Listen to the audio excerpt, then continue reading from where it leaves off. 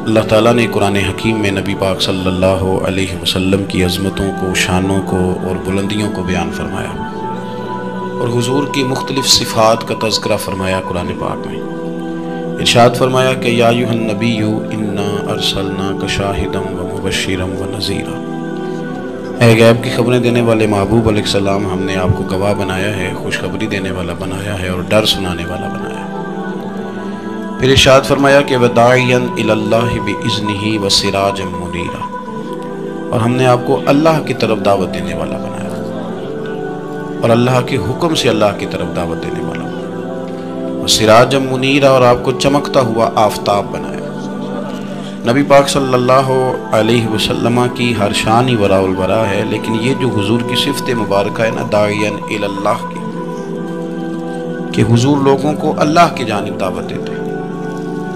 نبی پاک صلی اللہ تعالیٰ علیہ وسلم بندوں کا اپنے رب سے رشتہ جوڑتے، گھبرائے ہوئے لوگوں کو، پریشان لوگوں کو، اور جو لوگ سمجھتے تھے کہ شاید ہم کو دنیا کے کمزور لوگ ہیں اور یہ مالدار اور یہ اقتدار والا آدمی ہی بڑا ہے، ان سب کو حضور نے مایوسیوں سے نکالا، اور اللہ کے رسول صلی اللہ علیہ وسلم نے یہ سبق پڑھایا کہ تم سب حضرت آدم کی اولاد ہو۔ عربی کو اجمی پر، گھوڑے کو کالے پر کوئی فضیلت حاصل نہیں۔ لوگوں کی ہر پریشانی حضور نے نکال کے ان کا رجوع ان کے رب کی طرف کرایا۔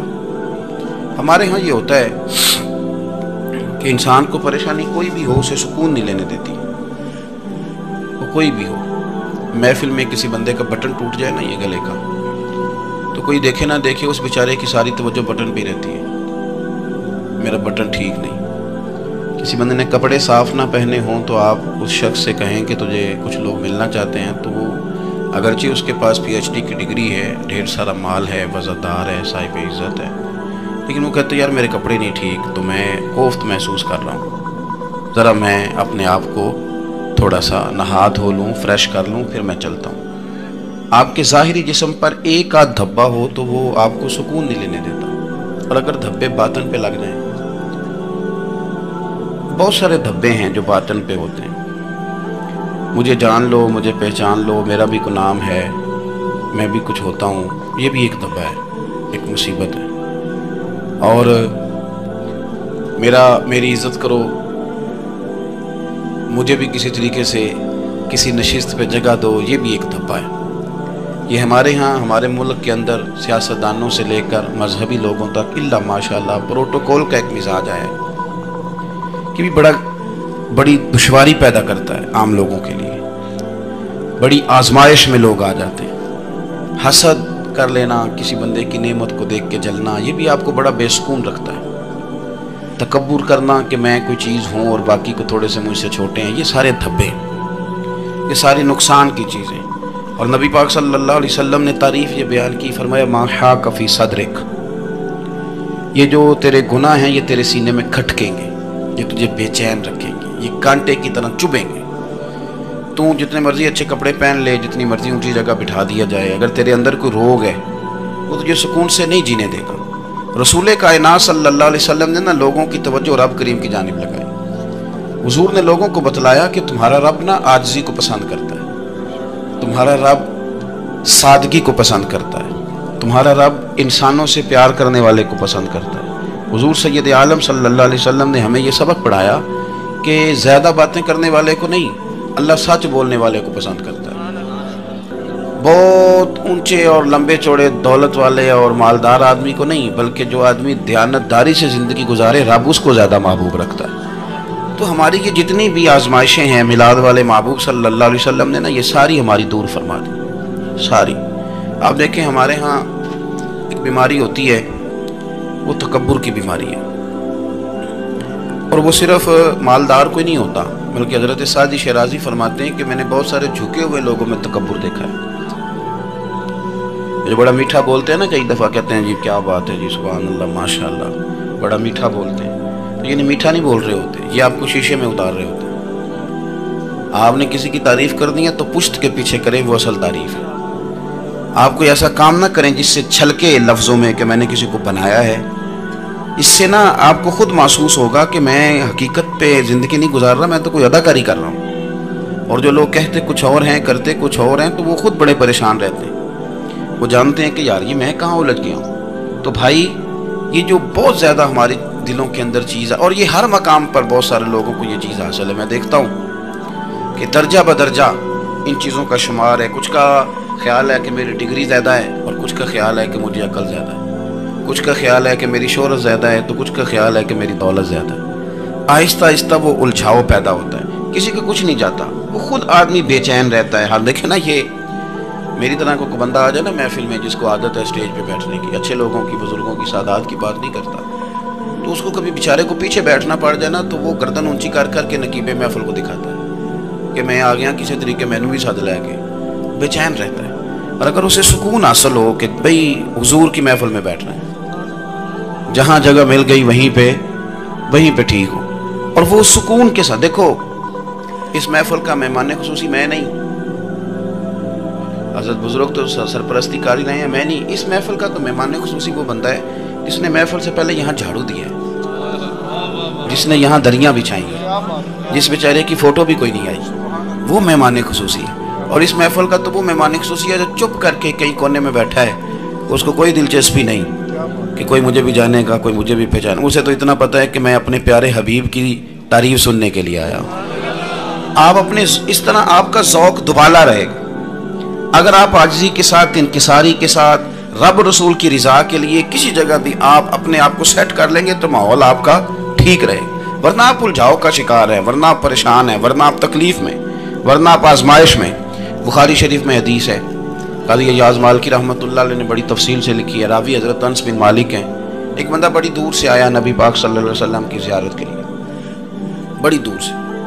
عرب کے جو سردار ہوتے تھے ان کے بڑے ناز نخرے ہوتے تھے، وہ خیر آج بھی ہیں، پروٹوکول کا ماحول آج بھی، یعنی وزیر صاحب کے آگے دو چار گاڑیاں نہ ہوں تو ان کو مزہ ہی نہیں آتا، پولیس والے آگے پیچھے بھاگیں تو، حالانکہ ان کو نہیں پتا کہ جو پولیس والے آگے پیچھے بھاگ رہے ہیں نا، یہ حکومت بدلی تو گرفتار کرنے بھی انہوں نے آنا ہے، لیکن وہ بڑا مزہ آتا ہے جب لوگ گاڑی کے پیچھے بھاگتے ہیں، کیا بات ہے جناب، بڑی بات۔ اور ہماری طبیعتوں میں پتہ نہیں کون سی، یہ پیسے پھینکنے والے دوست مجھ سے ناراض نہ ہو جائیں، لیکن میں اکثر سوچتا ہوں کہ یار یہ کس طرح کا کام ہے کہ پہلا کھلارنے پھر آپ اکٹھے کرنے، تو آپ کٹھی دے دیں جس کو دینے ہیں، ختم ہو جائے بات۔ یعنی وہ محفل میں نا گپ شپ ہو رہی ہوتی ہے، اکٹھے کرنا لے، پان دینا لے، کس چکر میں پڑ گئے۔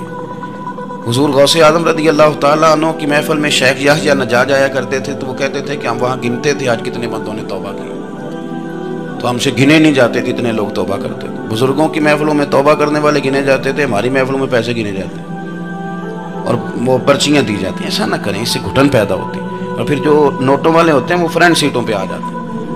بہت سارے غریب سوچتے ہیں کہ میرے پاس بھی کرارے نوٹ ہوتے تو میں بھی آگے ہوتا، تو کم از کم یہ جو میلاد کی محفل ہیں ان میں تو سب کو ایک جیسے رہنے دیں، یہاں تو امیر غریب کا فرق نہ ہو، اس کو تو مہربانی کریں۔ تو نبی پاک صلی اللہ علیہ وسلم کی خدمت میں وہ شخص بڑی دور سے آیا، تو عرب کے بادشاہوں کا مزاج تھا، پروٹوکول بڑا چاہتے تھے، ان کا تو یہ طریقہ تھا کہ حکمرانی کرنی ہے جیسے بھی ہو۔ اگر کسی غلام نے دھوپ میں بندھا رہ گیا، اونٹ اور چھاؤں میں نہیں باندھا تو درے مارتے تھے، اور اگر اس نے کھول کے باندھ دیا تو پھر بھی مارتے تھے، کہتے تھے اتنا سیانا ہو گیا تو انہیں پوچھا ہی نہیں، خود بخود ہی باندھ دیا۔ وہ شخص حضور کی بارگاہ میں آیا اور بہت سارے لوگوں کے پاس کیونکہ وہ جاتا تھا اپنے سربراہ کا پیغام لے کے، تو وہ کانپ رہا ہے جب حضور کی بارگاہ میں گیا، ڈر رہا ہے۔ اب ذرا بات کو سمجھنا، نبی پاک صلی اللہ علیہ وسلم نے اس سے فرمایا کیوں ڈرتے ہو، سادہ آدمی ہے، دیہاتی ہے، بدو ہے، اللہ کے رسول نے تھپ کی دی، کیوں ڈرتے ہو؟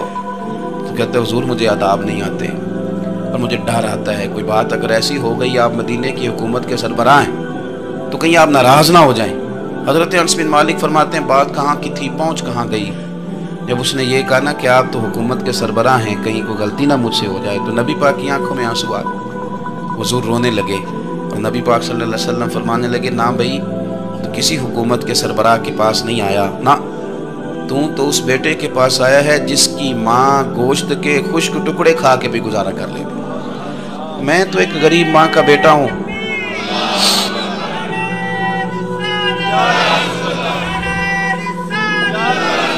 بھائی اگر آپ کا یہ ذوق بن جائے، دیکھو نا آج تو لوگ بھول جاتے ہیں نا، کپڑے بدل لیتے ہیں تو وہ سمجھتے ہیں کہ شاید سارا کچھ ہی بدل گیا.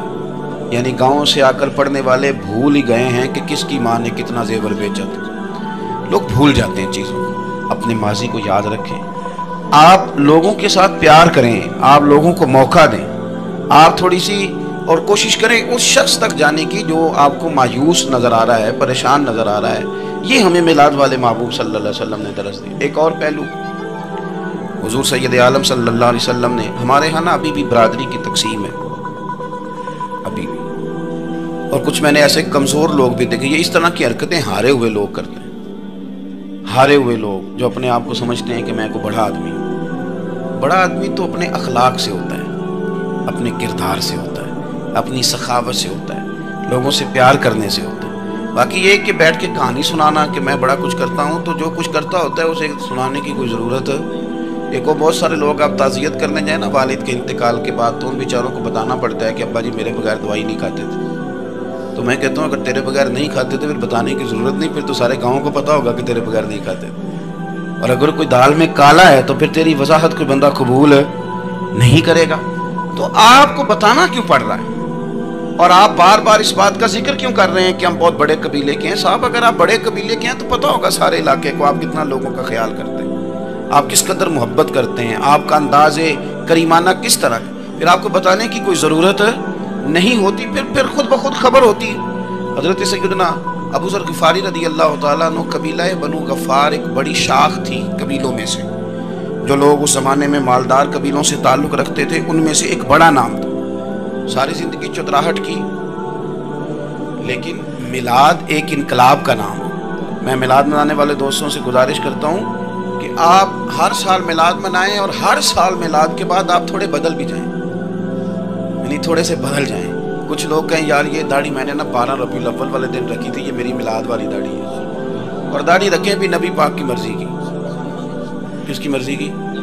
نہ ناراض ہو جائے جی میں ٹور چلیں بس. کس مرضی کی جی؟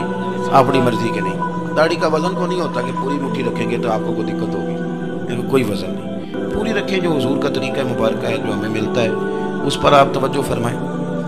تو میں جو بات عرض کرنے جا رہا ہوں وہ میلاد انقلاب ہے.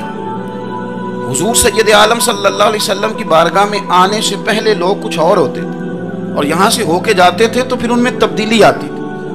میں سارا دن کرامتیں سناؤں نا کسی کو اپنے پیر صاحب کی، اور اپنے گھر میں بھی کہ میرے حضرت بڑے، میرے استاد بڑے، لیکن بیوی کے ساتھ اگر میں ترش لہجے میں بات کروں گا تو وہ کہے گی یہ سکھاتے ہیں تینوں پیر صاحب. دوست کہیں گے یہ سکھاتے ہیں آپ. آپ کی کہانیاں نہیں چلتی، آپ کا کردار چلتا ہے. حضرت ابو ذر غفاری رضی اللہ تعالیٰ عنہ فرماتے ہیں چونکہ میں چودھری تھا، سیدنا بلال حبشی رضی اللہ تعالیٰ عنہ کے پاس میں بیٹھا تھا. کسی بات میں بات آگے بڑھی اور بڑھتے بڑھتے بات شکرنجی تک چلی گئی. رائے کے اختلاف نے باتوں میں تلخی پیدا کر دی، اور جب تھوڑے لفظ اور تیز ہوئے تو میں نے انہیں کہہ دیا چپ کر، تو ابشن کا بیٹا ہے. کس کے بیٹے تھے حضرت بلال؟ کہتے ہیں جب انہوں نے مجھے کہا تو میرا دل بڑا ٹوٹا. پھر میں نے ارادہ کیا کہ میں نے حضور کی بارگاہ میں نہیں عرض کرنی ہے. ہر بات کی ہم حضور کی بارگاہ میں شکایت کریں. لیکن میں جا کے مسجد میں بیٹھا، اور جب سرکار آئے نا، ارادہ نہیں تھا کہ عرض کروں گا، لیکن حضور کا چہرہ دیکھا تو دکھ میرا خود ہی تازہ ہو گیا.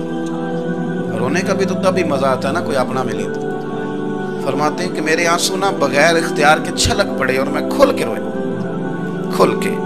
قربان جاؤں محبوب کے بھی حضور نے پاس نہیں بلایا، بلکہ نبی پاک اٹھ کے خود میرے پاس آئے اور مجھے کندھوں سے پکڑ کے سینے سے لگایا. اور جب میں کھل کے رو لیا تو حضور میرے آنسو پوچھنے لگے. کچھ شعر ایسے ہوتے ہیں جو کسی نے کہے ہوتے ہیں، اور کہنے والا جو ہوتا ہے وہ صاحب حال ہوتا ہے، تو اس میں کچھ خوبصورتی زیادہ ہی ہو جاتی ہے. ایک پنجابی کے شاعر ہمارے گجرات میں گزرے، بزرگ تھے، ان کا ایک شعر ہے، وہ کہتے ہیں ایک باری میری آنکھیاں چوں اونا نے اتھرو پونجے سن. ایک باری میری آنکھیاں چوں اونا نے اتھرو پونجے سن، ہن تے چسکا پہ گیا رونے دا. ایک باری میری آنکھیاں چوں اونا نے اتھرو پونجے سن، ہن تے چسکا پہ گیا رونے دا، تے ہر ویلے آہو زاری دا. تو میں روز رونے لگا ہوں. مزہ ہی بڑا آیا ہے جب سے محبوب نے چپ کرانا شروع کیا میرے عزیز. اور پھر حضرت بلال حبشی رضی اللہ تعالیٰ عنہ چونکہ حضور کے غلام تھے، اور انہیں پتا تھا کہ سرکار میری ناز برداری کرتے ہیں، حضور نے چپ کرایا. فرمایا کیوں روتے ہو؟ تو عرض کرنے لگے یا رسول اللہ صلی اللہ علیہ وسلم، اگر میں ابشن کا بیٹا ہوں تو میری تو غلطی کوئی نہیں، یہ تو تقسیم اللہ کی ہے نا، الذی خلقک فسواک فعدلک فی ای صورت ما شاء رکبک، جس طرح وہ چاہتا ہے، جس کو چاہتا ہے اس طرح کی اس کی صورت بنا دیتا ہے۔ تو مجھے ابشن کا بیٹا کہا جاتا ہے، میری غلطی کیا ہے؟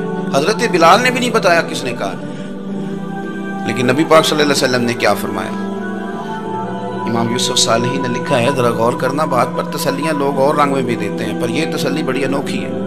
حضور فرمانے لگے، بلال اگر تو ابشن کا بیٹا تو پریشان کیوں ہوتا ہے؟ کالے رنگ والی ماں کا بیٹا ہے تو پریشان کیوں ہوتا ہے اگر تیری والدہ کا رنگ کالا ہے تو؟ عرض کی، حضور آپ کیا فرمانا چاہتے ہیں؟ تو سرکار فرمانے لگے، میں دو ماؤں کا بیٹا ہوں، ایک جناب آمنہ جنہوں نے مجھے پیدا کیا، اور ایک حضرت ام ایمن جنہوں نے میری پرورش کی، مجھے بڑا کیا۔ حضور فرمانے لگے، میری ماں آمنہ کا رنگ گورا تھا اور میری ماں ام ایمن کا رنگ کالا ہے۔ تو فرمایا، اگر تجھے کسی نے کالے رنگ والی ماں کا بیٹا کہا تو اسے کہہ دینا مدینے والے محبوب کے بھی تو ایک والدہ کا رنگ کالا ہے، تو کہہ دینا۔ حضرت بلال کہتے ہیں کہ وہ اس طرح کی تسلی تھی، طفل تسلی یعنی جس طرح کی ہمیں دی جاتی، وہ اس طرح کی خوبصورت تسلی تھی کہ اس کے بعد میرا دل ایسا ٹھنڈا ہوا، پھر کسی کا تانا نہیں رہا، پھر کسی کی تکلیف نہیں رہی۔ رسول پاک صلی اللہ تعالیٰ علیہ وسلم نے یہ جو آج تقسیم ہے ہمارے ہاں اونچ نیچ کی، چھوٹے بڑے کی، ذات برادری کی، حضور فرماتے ہیں میں نے پاؤں کے نیچے رکھ کے کچل دی، اب اس کا کوئی سٹیٹس نہیں رہا، اب یہ کوئی معاملہ نہیں۔ پھر میرے بھائی ایک معاملہ ہمارے اندر جو اور بڑی شدت کے ساتھ آیا ہے اور جس نے بڑا زور پکڑا ہے، وہ یہ ہے کہ ہم نا پڑھے لکھے لوگوں سے معذرت کے ساتھ، پڑھے لکھے لوگوں کا بھی ایک مسئلہ ہے، وہ دوسروں کو جاہل کہنا ضروری سمجھتے ہیں، الا ماشاء اللہ۔ میں اکثر کہتا ہوں کہ یہ تو آسان کام ہے نا، آپ نے کہہ دیا جاہل نہیں جی سارے پنڈ والے، یہ تو بڑا آسان کام ہے، تو جان چھڑانے والی بات ہے، ان پڑھ ہیں جی اس قوم دا کچھ نہیں بن سکتا، بھی تو آسان کام ہے، جان چھوٹ گئی۔ میں بھی کھڑا ہوتا ہوں نماز جنازہ کی امامت کرنے کے لیے، کبھی تو کہہ دیتا ہوں کہ جناب آج لوگوں کو نماز جنازہ کی دعا نہیں آتی، تو سوچتا ہوں کہ اگر کسی نے کھڑا کر کے پوچھ لیا کہ آپ نے کتنے لوگوں کو یاد کرائی ہے، ہم نے کبھی کہا کہ آؤ بیٹھو یاد کراؤں، تو اس کا جواب کیا ہے؟ تنقید کرنا آسان کام ہے اور تعمیر کرنا یہ مشکل مرحلہ ہے۔ عزیز دوست، ہمارے ہاں نا ان پڑھ بندے کے ساتھ اور اس بندے کے ساتھ جس کی سوچیں محدود ہیں، ہمارا رویہ اتنا تلخ ہوتا ہے۔ بھائی مزہ تو تب آتا ہے نا جب آپ کو، کچھ لوگ کہتے ہیں میں اچھے کے ساتھ اچھا ہوں، تو اچھے کے ساتھ تو ساری دنیا اچھی ہوتی ہے، آپ نے اس میں کیا کمال کیا؟ حضور سید عالم صلی اللہ علیہ وسلم نے تو فرمایا اس کے ساتھ جوڑو جو تمہارے ساتھ توڑ رہا ہے، جو سخت رویہ اختیار کرے، سخت۔ بخاری مسلم میں حدیث ہے، حضرت عمر فاروق رضی اللہ تعالیٰ عنہ، حضرت انس بن مالک فرماتے ہیں کہ حضور سید عالم صلی اللہ علیہ وسلم گزر رہے تھے اور سرخ رنگ کی نجرانی دھاری دار چادر سرکار نے اوڑھ رکھی تھی۔ ایک بدو آ گیا، اس نے کیا کیا کہ حضور کی مقدس چادر کو پکڑ کے کھینچا، اور اس زور سے کھینچا کہ گردن مبارک پہ نشان پڑ گیا۔ زور سے دروازے پہ دستک دے دینا بھکاری، تو اسے خیرات شرات کوئی نہیں ملتی، البتہ جھٹکیاں دو چار ضرور مل جاتی۔ توڑنا ہے دروازہ، خیرات لینے آیا کہ تو قرضہ لینے آیا؟ اس نے آ کر کے زور سے چادر کو کھینچا، مقدس گردن پہ نشان پڑ گیا۔ سرکار نے رخ انور پھیرا، کہتا پتہ کیا ہے؟ میں غریب آدمی ہوں، کچھ مانگنے آیا۔ بھئی تو گلے میں چادر ڈال کے مانگے گا؟ لیکن یہ آپ کا کمال ہے، یہاں اب آپ کے علم کا، آپ کے حوصلے کا، ظرف کا پتہ چلتا۔ کھینچی چادر، کچھ مانگنے آیا ہوں، اور صحیح بخاری کے لفظ یہ ہیں کہ فَالْتَفَتَ إِلَيْهِ فَضَحِكَ، جب محبوب نے اس کی طرف توجہ کی، اس کی بات سنی، اس نے گلے میں چادر ڈال کے کھینچا ہے، نشان ڈال دیا ہے، لیکن جب حضور نے توجہ کی تو فَضَحِكَ، نبی پاک نے مسکرانا شروع کر دیا، حضور مسکرائے، یعنی چادر ڈال کر کھینچنے والے۔ اور یہ چیز آپ کو بڑا کر دے گی، آپ یقین کریں، آپ کو کسی نے برا کہا تو آپ نے ڈبل برا کہا تو آپ تانگ ہوں گے۔ ہنڈیا جب جلتی ہے تو اس کے کندھے، ابلتی ہے تو اس کے کندھے جل جاتے ہیں۔ آپ کسی کو اینٹ کا جواب پتھر سے دے کے پریشان ہوں گے، لیکن اگر آپ نے کہہ دیا نا چل یار موج کر، غور کر لے تو، اور آپ ہنسیں، یہ بڑی پاکیزہ سزا ہے دشمن کے لیے، بڑی صاف ستھری۔ جتن جتن تے ہر کوئی کھیڑے، ہارن کھیڑ فقیرہ، جتن جتن تے سارے لوگ کر دینا کام جتنے آلا، میں نے جیتنا ہے۔ تو درویش کہتے ہیں جتن جتن تے ہر کوئی کھیڑے، تو ہارن کھیڑ فقیرہ، وہ جتن دا مل کوٹی پیندہ ہی، ہارن دا مل ہیرا، ہارن دا مل ہیرا۔ کبھی کبھی ارادہ کریں چل کوئی بات کر لے یار، پھر کیا ہے، اور یہ کام آئے گی چیز بہت زیادہ۔ حضور صلی اللہ علیہ وسلم سے کہنے لگا کچھ مانگنے آیا ہوں، تو اب حضور نے کیا فرمایا؟ فرمایا ایک دو چار بکریاں نہیں، دو پہاڑیوں کے درمیان جو ریوڑ ہے نا بکریوں کا، اجڑ، فرمایا سارے اس کو دے دو۔ اب اس نے وہاں تو کوئی جملہ نہیں کہا، گھر چلا گیا اپنے گاؤں قبیلے، اور وہاں جا کے لوگوں سے کہنے لگا سارے ادھر بیٹھے ہو، جاؤ دوڑ جاؤ مدینے جا کے مصطفیٰ کا کلمہ پڑھو۔ کہنے لگے وہ تو اتنا دیتے ہیں کہ غربت کا ڈر بھی دور ہو جاتا ہے۔ تو نبی پاک صلی اللہ علیہ وسلم کا ان لوگوں کے ساتھ جو ان پڑھ ہیں، جو ساتھ ہیں، آج ہمارے بچے اپنے ابا جی کو بھی کہہ دیتے ہیں تسی پڑھے نہیں، ان دور بدل گیا ہے۔ میں ایک شادی کی تقریب میں جا رہا تھا، میرے آگے آگے والد صاحب کو بیٹا سمجھا رہا ہے، کہتا ہے ابا جی ہن نہ اتنے جا کے نہ میٹھے چولاں تے سالن پا کے نہ کھایا جائے، بندہ ماڑا لگتا ہے۔ میرا پیار تھا اس خاندان سے، میں نے اس بچے کو تھپکی دے کے کہا، میں کہ پتر تو ذرا لیٹ ہو گیا، جلدی ہوندا تے نہ سارے سیانے ہونا سی۔ یہ ہمارے بچے اب بجائے اس کے کہ وہ قائل کریں، کتنا آپ نے غلط جملہ کہا کہ ابا جی آپ پڑھے ہی نہیں، آپ نے کتنی غلط بات کر۔ امام اعظم ابو حنیفہ رحمۃ اللہ علیہ کا ایک شاگرد تھا، وہ تقریر اچھی کرتا تھا، تو امام صاحب رحمۃ اللہ علیہ کی والدہ فرمایا کرتی ہیں ابو حنیفہ جا اس سے جا کے یہ مسئلہ پوچھ کے آ۔ تو امام صاحب فرماتے ہیں اماں میں نہ بتا دوں، تو اماں کہتی تو تے بچہ تینوں کی پتا ہوگی، حالانکہ وہ شاگرد ہے۔ تو امام صاحب پھر اس کے پاس جاتے، اس کو جا کے کہتے اس سوال کا جواب، تو کہتا استاد جی مجھے کیا پتا، آپ کو پتہ ہے ان مسئلوں کا؟ تو آپ فرماتے ہیں میں پہلے تجھے بتاتا ہوں اس کا جواب، پھر تو مجھے بتا، اور پھر میں تیرا نام لے کے اپنی اماں کو مطمئن کروں۔ اس لیے کہ ماں باپ کو دلائل نہیں دیے جاتے، انہیں راضی کیا جاتا ہے۔ اور میں بچوں سے گزارش کروں گا ابا جی کو پیسے بھی دیں، اماں جی کے کپڑے بھی لے کے دیں، لیکن ضروری یہ ہے کہ ان کو وقت دیں، ان کے پاس بیٹھیں، ان سے مشورہ کریں، ان کو آپ کے وقت کی ضرورت ہے۔ بڑھاپے میں اس طرح کا ماحول نہ بنا دیں کہ وہ ایک کونے میں بیٹھے ہیں، کوئی پوچھتا ہی نہیں، اس طرح نہ کریں۔ ہم تو اس طرح والدین سے رویہ کرتے ہیں جیسے MBBS ڈاکٹر رات کو وارڈ میں آتا ہے اور 2-3 اس کے ساتھ سٹاف کے لوگ ہوتے ہیں، اور وہ کہتا ہے دوائی کھا لی ہے، طبیعت اب کیسی ہے، بلڈ پریشر ٹھیک ہے، یہ میں نے دوائی بدل دی ہے۔ یہ کیا رویہ؟ آپ ان کو وقت دیں۔ آپ وہ جس طرح آپ چھوٹے تھے تو وہ لاڈ لڈاتے تھے، پیار کرتے تھے، آپ بھی تھوڑا قریب بیٹھیں، اور آپ دیکھیں آپ کو اللہ تعالیٰ اس کی برکت سے کتنی رحمتیں عطا فرماتا۔ تو کسی کو جاہل کہنا، ان پڑھ کہہ دینا۔ ایک حدیث اور سن لیں، بات کو ختم کرتا ہوں۔ اس کو قاضی ایاز رحمۃ اللہ علیہ نے شفا شریف میں لکھا ہے۔ ایک بدو حضور کی بارگاہ میں آیا اور اس نے آ کے کچھ مانگا، اللہ کے پیارے حبیب صلی اللہ علیہ وسلم کی بارگاہ میں مانگا جہاں ایک مانگنے پر دریا بہا دیے جاتے ہیں۔ دریا بہا دیے ہیں، در بے بہا دیے، یہ در الگ ہے اور بے بہا الگ ہے، پھر یہ شعر صحیح سمجھ میں آئے گا۔ تو حضور سید عالم صلی اللہ علیہ وسلم تو جس کو دیتے تھے پھر اس کی کئی نسلیں کھاتی تھی، ختم نہیں ہوتا تھا۔ اس نے بھی کچھ مانگا، حضور نے کچھ دیا، لیکن ابھی اسے آداب نہیں نہ آتے تھے۔ پہلے آداب سکھائیں پھر کسی کو بے ادب کہیں، لیکن بغیر آداب سکھائے لوگوں کو بے ادب کہہ دیتے، یہ انداز ٹھیک نہیں۔ اس نے کچھ مانگا، حضور نے دیا، چونکہ آداب نہیں آتے تھے، نہ آشنا تھا، تو کہنے لگا معاذ اللہ ثم معاذ اللہ، نقل کفر نہ باشد۔ کہنے لگا میں تو بڑی تعریف سن کے آیا تھا، آپ نے تو کچھ بھی نہیں دیا۔ حضرت عمر فاروق نے تلوار نکال لی، فرمایا اس بے ادب کی گردن اڑاؤں گا۔ حضور نے فرمایا عمر ٹھہر جا ذرا، جلدی نہ کر۔ سرکار اسے گھر لے گئے، جتنا دیا تھا نا اسے ڈبل دیا، پھر جتنا ہو گیا تھا اس سے بھی ڈبل دیا۔ تیسری دفعہ حضور دینے لگے تو کہنے لگا یا رسول اللہ بس کریں، میں نے تو طوفان کے اندر بھی ہوا اتنی تیز نہیں چلتے دیکھی جتنی آپ کی سخاوت تیز چلتی ہے۔ کریم رسول صلی اللہ تعالی علیہ وسلم نے فرمایا یہی بات باہر جا کے میرے صحابہ سے بھی کہہ دو گے؟ حضور کہہ دوں گا۔ فرمایا جب تم نے کہا تھا نا نہیں دیتے تو ان کے دل ٹوٹ گئے، جب تم کہو گے نا بڑا دیتے ہیں تو ان کے کلیجے ٹھنڈے ہو جائیں گے۔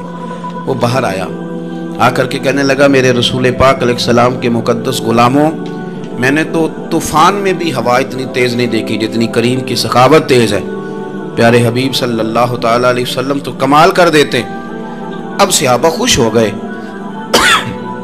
میرے نبی پاک صلی اللہ علیہ وسلم نے ہماری تربیت فرمائی کہ ہم نے کس طرح کا رویہ ایسے لوگوں کے ساتھ اختیار کرنا ہے۔ حضور فرمانے لگے عمر اگر تم اس سے پہلے قتل کر دیتے جو اس نے کہا تھا تو یہ دوزخ میں جاتا، اور اب جو کہہ رہا ہے اس پر مرے گا تو رب اسے جنت عطا فرمائے گا۔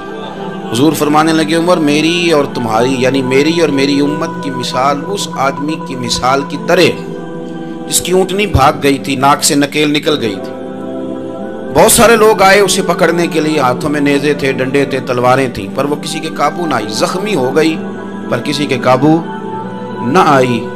حضور فرماتے ہیں پھر اس کا اپنا مالک آ گیا، اس نے تھوڑا سا چارہ اٹھایا، میری طرف دیکھیے گا جی، چارہ اٹھایا، اونٹنی کو دکھایا، وہ دوڑی آئی، اس نے اس کو تھپکی دی، بغیر کسی کی مدد کے ناک میں نکیل ڈالی، پھر اونٹنی پر سوار ہوا اور کہنے لگا لوگوں تم نے میرے جانور کو بڑی تکلیف دی، اونٹنی میری ہے، اسے سنبھالنے کا طریقہ بھی مجھے ہی آتا ہے۔ گویا حضور فرما رہے ہیں عمر یہ امت میری ہے، تو اسے کس طرح سنبھالنا ہے یہ طریقہ بھی مجھے ہی آتا ہے۔ ان کی کہاں کس بنیاد پر کس رنگ میں تربیت کرنی ہے یہ میں جانتا ہوں۔ ہمیں اگر ہماری زندگی انصاف والی ہو، عاجزی والی ہو، اطمینان والی ہو، عاجزی بھی دل کا نام ہے، اطمینان بھی دل کا نام ہے۔ بہت سارے گردنیں جھکانے والے بھی عاجز نہیں ہوتے۔ اپنے دل سے تہیہ کر لیں کہ میں کسی شخص کو بھی اپنے سے چھوٹا نہیں جانتا، کمزور نہیں جانتا، میں کسی شخص کے بارے میں بھی یہ رویہ نہیں رکھتا کہ یہ کوئی برا ہے۔ اگر کہیں ضرورت پڑے تو کسی کی اصلاح کریں، اگر وہ اصلاح قبول نہ کرے اور آپ کو محسوس ہو کہ یہ معاملہ آپ کے بس میں نہیں تو پھر بھی اس کے لیے دعا کریں۔ کسی کونے میں جا کر کے تنقید کرنے کی اجازت نہیں ہے۔ اپنے آپ کو سمیٹیں، سوچوں کو بکھرنے سے سمیٹیں، اچھا سوچا کریں۔ جو لوگ اچھا سوچتے ہیں وہ صحت مند رہتے ہیں، ان کی سوچیں تازہ رہتی ہیں۔ آپ ہر ایک کے بارے میں خیر کا رویہ اختیار کریں اور مثبت پہلو تلاش کریں۔ آپ مثبت پہلو، ہر وقت تنقید کرنا۔ میں ایک محفل میں بیٹھا تھا، بات میری ختم ہو گئی تو ایک نعت خواں نے بڑا اچھا شعر پڑھا۔ ہم بڑی اس بات کی تردید کرتے رہتے ہیں کہ یہ طے کر کے اور پیسے لے کے اور یہ نہیں کرنی چاہیے چیزیں، لیکن یہ کہ یہ غلطی کس کی ہے؟ یہ اس عوام کی غلطی ہے جو ریٹ بناتی ہے، چیزیں خریدتی ہے۔ جو چیزیں آپ خریدیں گے نہیں بکیں گی بھی نہیں مارکیٹ میں، آپ خریدتے ہیں تو کوئی بکتا ہے نا۔ میری بات کی سمجھ آ رہی ہے؟ تو ہم یہ سارا کچھ ڈال دیتے ہیں۔ اب کیا ہوتا ہے کہ اتنی سونی محفل سجی ہوئی ہے، لیکن اس میں بیٹھ کر لوگ حضور کی تعریف سننے کی بجائے یہ کہہ رہے ہیں اس نے 40,000 لیا۔ تو آپ یہ اندازہ کریں کہ وہ جو بات ہمیں اس وقت مدینہ شریف لے کے جاتی، ہمارا عشق رسول تازہ کرتی، تو ہم نے وہاں کیا گھٹن پیدا کر دی یہ کہانیاں چھیڑ کے؟ کیوں دیتے ہیں آپ پیسے؟ کیوں اس طرح کے ریٹ آپ بناتے ہیں؟ پہلے آپ بناتے ہیں پھر اس کے بعد آپ تنقید کرتے ہیں۔ اب دیکھیں، میں بھی بیٹھا تھا تو اس نے بڑا خوبصورت شعر پڑھا اور بڑی مزیدار بات کی، بڑا مزہ آیا۔ تو میں نے ساتھ والے سے کہا یار آج بڑے دنوں کے بعد سرور آیا، تو کہنے لگا نہیں 40,000 لے آج۔ میں انہوں کہا تو 10 منٹ کھلو جانا سی، مزہ تو لے لینے دیتا۔ اور پھر میں نے اسے کہا کہ یار بات سنو، کیوں دیتے ہو 40,000؟ اور اگر اس نے لیا بھی ہے نا تو آج جتنا مزہ آیا نا میرے خیال میں نا اس کا 40 نہیں 80 بنتا ہے۔ دیکھو نا اس نے ہمیں پہنچا کہاں دیا۔ تو آپ مثبت لیں چیزوں کو، مہربانی کریں، اچھا سوچیں، اچھے رویے اختیار کریں۔ کسی شاعر نے کہا تھا کچھ تو مجبوریاں رہی ہوں گی، یوں ہی کوئی بے وفا نہیں ہوتا۔ اچھی سوچ پیدا کریں، خوبصورت آپ اپنے آپ کو رکھیں، آپ کا فائدہ ہوگا آپ اچھا سوچیں گے تو آپ کا نفع ہے۔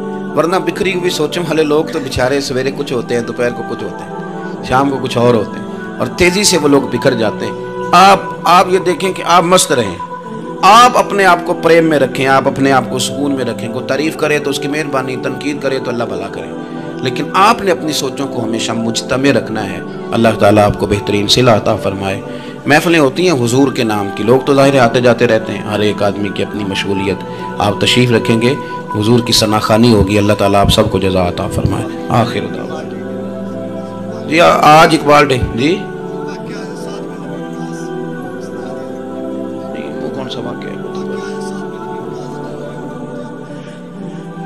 ان کے تو کئی واقعات ہیں۔ چلے میں بات کرتا ہوں، آپ تشریف رکھیں جی، میں بات کرتا ہوں۔ میں تو اپنی طبیعت کے مطابق بات کر چکا ہوں، اتنی کو میں کیا کرتا ہوں، لیکن ایک بات عرض کرتا ہوں آپ کی خدمت میں۔ ایک تو یہ کہ آج اقبال ڈے، علامہ اقبال جو ہیں وہ اسلام کے اور صوفیاء کے اور اہل محبت کے بہترین ترجمان ہیں۔ انہوں نے لوگوں کو رخ جو ہے وہ نبی پاک صلی اللہ علیہ وسلم کی محبت کی جانب پھیرا ہے۔ تو اقبال سے پیار کرنا اور ان کی تعلیمات کو دیکھنا یہ بھی بڑی کمال بات۔ ایک بات مجھے یاد آ رہی ہے حضرت سعد بن ابی وقاص کے، بہت ساری باتیں ہیں میں سمجھ نہیں پایا کہ کس بات کی طرف میرے بھائی نے اشارہ کیا۔ آپ فرماتے ہیں میں ایک دفعہ قادسیہ کی جنگ کے لیے گیا تھا، تو اس بادشاہ جس سے ہماری جنگ تھی اس کے بارے میں معروف تھا کہ تاج بڑا قیمتی پہنتا ہے۔ ہوتے ہیں نا جی ہمارے ملک میں بھی کچھ بادشاہ ایسے ہیں جو 6-6 کروڑ کی گھڑی پہن لیتے ہیں، حالانکہ آپ جتنا مرضی مہنگا جوڑا پہن لیں اب تعریف کوئی بھی نہیں کرتا، اب ختم ہو گیا تھا وہ، اب سارے براء البراء، اب ہر بندے کی ڈیزائننگ بڑی شاندار ہے جس کو بھی چھیڑ دیں۔ تو وہ تاج بڑا قیمتی پہنتا تھا، ہیرے لگائے ہوئے تھے۔ حضرت سعد بن ابی وقاص رضی اللہ تعالیٰ عنہ نے لوگوں سے کہا کہ اس کے تاج کا خیال رکھنا، مل گیا تو مال غنیمت میں فائدہ ہوگا۔ جنگ ہوئی شام کو، تاج اس کا کہیں ریت میں کھو گیا، لوگوں نے کچھ دیر ڈھونڈا، بادشاہ قتل ہو گیا، ملا نہیں۔ سعد بن ابی وقاص نے کہا چھوڑو سو جاؤ، اتنا بھی ضروری نہیں۔ فرماتے ہیں کہ میں اپنے خیمے میں چلا گیا تو ایک آدمی نے اندر آنے کی اجازت مانگی، میں نے کہا آ جاؤ۔ وہ آیا تو اس نے چادر کی اوٹ میں اپنا چہرہ چھپایا ہوا تھا، اور پھر اس نے جب وہ چادر کھولی تو اندر سے اس نے وہ ہیروں کا چمکتا ہوا تاج میرے سامنے رکھا۔ کہنے لگا میں گزر رہا تھا، گھوڑے کے پیر سے کچھ چیز ٹکرائی ہے، میں نے ریت کھودی ہے تو یہ نکل آیا۔ تو آپ فرماتے ہیں میں نے اسے کہا یار تو غریب آدمی لگتا ہے، تیرے کپڑے بتاتے ہیں۔ دامان توکل کی یہ خوبی ہے کہ اس پر پیوند لگے ہوتے ہیں پر دھبے نہیں ہوتے، تو غریب آدمی لگتا ہے۔ اس نے کہا جی میں جب آیا تھا تو بچوں کے لیے شام کا کھانا تھا، کسی پڑوسی سے ادھار کی گزارش کر آیا، لوٹ کے جاؤں گا تو اللہ خیر کرے۔ آپ فرماتے ہیں کہ وہ رکھ کے نا غریب آدمی، اتنی دیانتداری، اتنا اخلاص، چہرہ بھی چھپایا ہوا۔ جب اس نے رخ پھیرا میں نے اسے کہا میاں نام ہی بتا دو، باپ کا نام اور قبیلے کا نام ہی بتا دو۔ کیسے اس نے رخ نہیں پھیرا، ادھر ہی چہرہ رکھا دروازے کی جانب۔ کہنے لگا حضور یہ کام میں نے آپ کے لیے نہیں کیا، یہ دیانتداری اور اخلاص میں نے آپ کے لیے یا شہرت کے لیے یا لوگوں کو بتانے کے لیے نہیں کیا، جس رب رسول کے لیے میں نے یہ کام کیا ہے نا، وہ میرا نام بھی جانتے ہیں، باپ کا نام بھی جانتے ہیں اور قبیلہ بھی جانتے ہیں، انہیں پتہ ہے میں نے اللہ کی رضا کے لیے کیا ہے، جن کے لیے کیا ہے انہیں میری اس بات کی خبر ہے۔ اس لیے حضور نے فرمایا ہے کہ اللہ نہ تمہاری جیب دیکھتا ہے نہ چہرہ دیکھتا ہے، وَلَٰكِن يَنْظُرُ إِلَىٰ قُلُوبِكُمْ، وہ جب دیکھتا ہے تمہارے دل دیکھتا ہے۔ تو اس پر توجہ رکھیں، یہ صاف ستھرا رہے تو بڑے سارے کام بن جاتے ہیں۔ اللہ عمل کی توفیق رفیق عطا فرمائے۔ آخر دعوانا الحمدللہ۔